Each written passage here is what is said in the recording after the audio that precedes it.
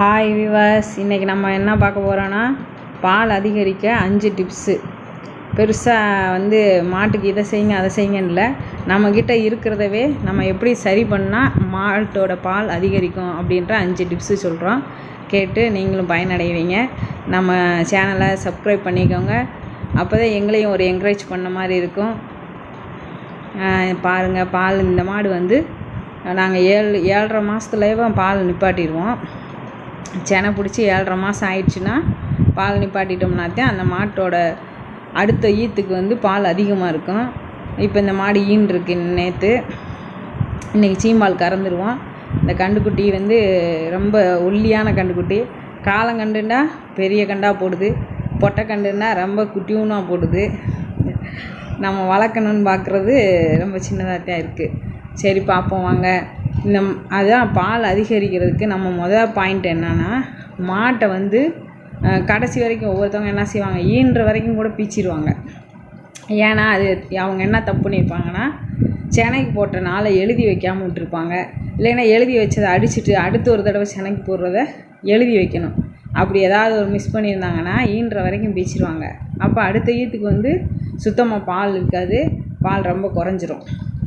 அதனால் செனைக்கு போட்டோன்னே எழுதி வச்சு அதை பால் நோட்லேயே பின்னாடியே எழுதி வச்சிட்டோம்னா நம்ம எத்தனை மாதம் செனை என்னன்னு பார்த்துக்கலாம். அடுத்து செனை மாடு தானே, இது நம்மளுக்கு பால் கொடுக்காது அப்படின்ட்டு நம்ம தண்ணி எல்லாத்தையும் கம்மியாக போடக்கூடாது. அது பால் மாட்டுக்கு எவ்வளோ போட்டோமோ அதில் பேர்வாதியாச்சும் போட்டாத்தான் அதுக்கு சரியான பால் கறக்கும். செகண்ட் டிப்ஸ் பார்ப்போம் வாங்க. ஒழுங்கான கறவை. நம்ம இப்போ காலையில் 1 மணிக்கு நாங்கள் கறக்குறோம், திருப்பி மதியானம் 1 மணிக்கு கறக்க ஆரம்பிச்சிருவோம். இதே டைமிங்கில் நம்ம கறந்துக்கிட்டே இருந்தோம்னாத்தான் அந்த பால் கரெக்டாக போய்கிட்டே இருக்கும். இப்போ நம்ம அசால்ட்டாக 1 மணிக்கு கறக்கிறத 2 மணிக்கு, அப்புறம் சாயங்காலம் மாற்றி பிச்சுக்கிட்டு, லேட்டாக பிச்சுக்கிட்டு, கொஞ்சம் வெள்ளனா பிச்சுக்கிட்டு அப்படிலாம் இருந்தோம்னா அன்னைக்கு பால் குறையும். அப்புறம் அடுத்து நான் கொஞ்சம் பால் குறையும். இப்படி அதை கரெக்ட் பண்ணுற வரைக்கும் நம்மளுக்கு பால் குறைஞ்சிக்கிட்டே இருக்கும். அந்த குறைஞ்சதை நம்ம ஏற்றுறது ரொம்ப சிரமமாக போயிடும். இது 2வது டிப்ஸு. 3வது டிப்ஸ் என்னென்னா, மாடை மேய்ச்சலுக்கு கொண்டு போகணும். நம்ம இப்போ எங்களுக்கு இடம் இருக்குது, மேய்ச்சலுக்கு கொண்டு போயிருக்கோம். அப்படி இடம் இல்லாதவங்க சும்மாவது ரோட்லேயோ தெருவுலேயோ மாடை நல்லா நடக்க விடுங்க. 2-3 தடவை ஓரத்துலேயே மேய்ச்சிக்கிட்டே கூட நடக்க விட்டு கொண்டு கட்டினீங்கனாலே மாட்டோட பால் அதிகரிக்கும். அது நீங்கள் பார்க்கலாம், உங்களுக்கே தெரியும். இப்போ 4வது டிப்ஸ் பார்ப்போம். இப்போ 4வது டிப்ஸ் என்னென்னா, மாட்டோட எடை குறையாமல் வச்சுக்கிட்டோம்னாலே பால் குறையாது. எப்படின்னு கேட்குறீங்களா, மாடு செனை மாடில் இருக்கும்போது நல்லா கொழுன்னு இருக்கும். அடுத்து பால் பீச்ச ஆரம்பித்து கரெக்டாக 1 மாதத்தை தாண்டினோடனே அதோடைய எடை குறைஞ்சி மாடு எலும்பை காமிக்க ஆரம்பிக்கும். நம்ம அப்போ மாட்டுக்கு கொஞ்சம் என்ன அது கம்மியாக இருக்குது அப்படின்னு சொல்லிட்டு அதுக்கு பின்னாக்கு இதை ஏதோ ஒன்று எக்ஸ்ட்ரா போட்டு அந்த மாட்டை நம்ம ஒரு தட்டு போடுற இடத்துல 2 தட்டு தீவனத்தை போட்டு உலர் தீவனம் எந்த தீவனம்னாலும் அதுக்கு போட்டு அதோடைய எடையை கூட வைக்கணும். எப்படி எடை கம்மியாகுது, நம்ம என்ன செய்வோம், பால் அதிகமாகணும் அப்படின்னு சொல்லி ஒரு ஆர்வத்தில் நம்ம அந்த தேவையில்லாத இதை அதுக்குள்ளே திணிக்கிறது தான் அந்த மாட்டோட எடை குறையிறதுக்கான காரணம். அது என்னன்னா, இந்த பீர் மாவு அப்படின்னு சொல்கிறாங்க. அதாவது ஈர மாவை ஒரு வண்டியில் கொண்டு சாக்கில் அள்ளி கொடுப்பாங்க. நானும் பால் அதிகமாகணும் அப்படின்னு சொல்லிட்டு அந்த மாவு போட்டேன். நான்லாம் 50 மூடை இறக்கினேன். 50 மூடை இறக்கி ஒவ்வொரு மாட்டுக்குமே போட்டுக்கிட்டு இருந்தோம். நல்லா பால் இருக்குன்னு எல்லோரும் சொல்கிறத கேட்டு தான் சரி நம்மளும் அதிகமாக பால் பார்க்கலாம் அப்படின்னு சொல்லிட்டு வாங்கி போட்டோன்னே நல்லா தான் பால் கறந்துச்சு. பால் கறந்தாலும் அதில் ஒரு பாலில் ஒரு வாடை அடிச்சிச்சு, ஒரு புளிச்ச வாடை அடிக்கும். அதுக்கப்புறம் என்ன ஆகணும்னா, மாட்டோட எடை நல்லா கம்மியாயிடுச்சு, பாலை பூரா பீச்சிடுது, மாடு வற்றி போயிடுச்சு.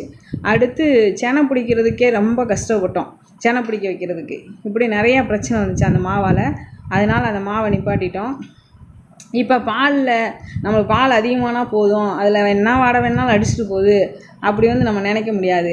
ஏன்னா இதை எத்தனை பிள்ளைங்க தாய்ப்பாலுக்கு சமமானது இந்த மாட்டுப்பால். இப்போ எத்தனை குழந்தைங்க குடிக்கிறாங்க, அதை நம்ம அந்த குழந்தைக்கு குடிக்கிறாங்க அப்படின்ற எண்ணத்தில் இந்த மாட்டுக்கு ஏதோ மடியில் நோயா அதை நாங்கள் பாலில் ஊற்ற மாட்டோம், நாய்க்கு ஊற்றிடுவோம்.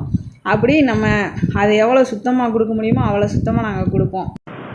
அடுத்து 5வது டிப்ஸ் பார்ப்போம். 5வது டிப்ஸ்னால் நம்ம வந்து ஒரே தீவனத்தை நம்ம போட்டுக்கிட்டே இருந்தோம்னாலும் மாட்டுக்கு வந்து அது பிடிக்காமல் போயிடும். சரி, கொஞ்ச நாள் வந்து அது சீமை புல்லை சாப்பிட்டோன்னே கொஞ்சம் நல்லா பால் கொடுக்கும். அதுக்கப்புறம் அதுவே போட்டுக்கிட்டே இருந்தோம்னா அப்புறம் பால் குறைய ஆரம்பிக்கும். நம்ம என்ன செய்யணும், இன்னொரு பக்கத்தில் நாங்கள் வைக்கல் வாங்கி வச்சுருப்போம். வைக்கல் நம்ம அதிகமாக போட்டோம்னா மாட்டுக்கு ரொம்ப நல்லது. இதில் கால்சியம் சத்து இருக்குதுன்னு சொல்கிறாங்க. அதோட மாடு வந்து இந்த உலர் தீவனம் தின்னுச்சுன்னா அது படுத்துக்கிட்டு அசை போடுறதுக்கு நிறையா நல்லா அசை போடும். அதனால் மாட்டுக்கு நல்லா செமிக்கும். இப்போ பார்த்திங்கன்னா இந்த பக்கம் சோளத்தட்டை போட்டு வச்சுருக்கோம். நாங்கள் இந்த ஜீம் புல் கொஞ்ச நாள், இந்த சோளத்தட்டை கொஞ்ச நாள், வைக்கல் கொஞ்சம், எல்லாத்தையும் கொஞ்சம் கொஞ்சமாக போடுறதுனால பால் கூடும். அதுக்கப்புறம் நம்ம வந்து இப்போ பார்த்த எல்லா டிப்ஸுமே உங்களுக்கு பயனுள்ளதாக இருக்குமா அப்படின்றத கமெண்டில் சொல்லுங்கள். மேய்ச்சலுக்கு போனால் மாடு ரொம்ப சந்தோஷமாக இருக்கும், குதிக்கும். அதோட சந்தோஷத்தை அதிகரிக்கும் போது பால் அதிகரிக்கும். இன்னமும் அதை வந்து குளிர்ச்சியாக வச்சுக்கிறதுக்கு முயற்சி பண்ணுங்கள். குளிர்ச்சியாக வச்சோம்னாலும் நல்லா கூடும், பால் கூடும். ஓகே விவர்ஸ், அடுத்த வீடியோவில் சந்திப்போம். லைக் பண்ணுங்கள், ஷேர் பண்ணுங்கள், கமெண்ட் பண்ணுங்கள், மறக்காமல் சப்ஸ்கிரைப் பண்ணுங்கள், அந்த பெல் பட்டனை தட்டி